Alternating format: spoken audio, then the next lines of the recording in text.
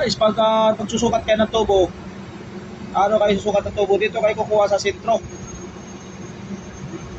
Sentro dito, tapos yung lid doon. Hindi kayo lang kayo ng allowance. Yan na. Dito, sentro. Tapos, ano pa doon? Pag mag-pin tayo ng tubo, guys, kailangan, huwag kayong kukuha dito sa gilid, ilalim. Pag ganito klaseng bin, ha, yung offset, ang tawag dito, offset 45 degree. Huwag kayong kukuha dito sa ilalim. Dito na tayo kukuha sa gilid. Sa gilid, sa center. Center. Huwag sa ibabaw, huwag sa ilalim. Pwede sa kabila. Pero pwede dito sa gilid. Gilid, center, ha. Kung saan yung bed, ito, mula dito sa gitna na yung bed na yan, terkahan natin, saka dito. Ang sukat yan is 10 cm. The rest, kailangan magbigay ka ng allowance. Huwag mo isagan. Kailangan allowance. Kailangan may allowance palagi. Okay? So mag-bend tayo, guys. Dito na yung sukat natin ngayon. Ibibigay natin ito. Yung gawa natin. Ito. Yung slip. Nagaling dito sa lupa. Kinatik lang natin ito kasi wala tayong spare, eh. Wala tayong spare. Kinatik lang natin ito. Ngayon,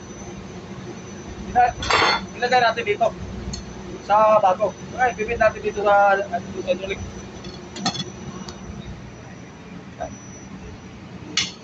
Bibit natin ito. Yan. Bibit natin. Ito.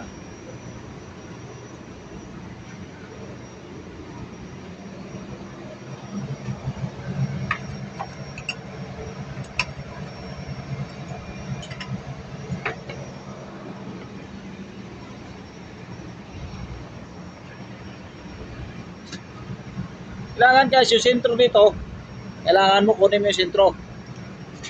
Kasi tayo yung sentro. Ito yung pinakasentro ng binder. Tapos yung sukat natin, ito yung sukat natin. So kailangan yan, di ba, tabingi yan. Kailangan ilagay mo dito, gilid. Yan, kailangan isentro mo yan. Yan. Kailangan nakasentro yung guide. Ito yung guide. Guide dito. Okay. Okay, bumpahin natin.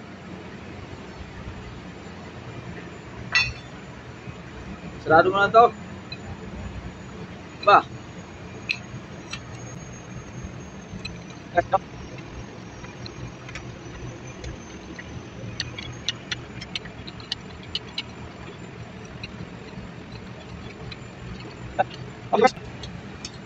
Ito yung pinakaluma. Tingnan mo dito sa lalim. Ito yung pinakasukat natin. Yan. Para dun sa kabila, ito may lagay.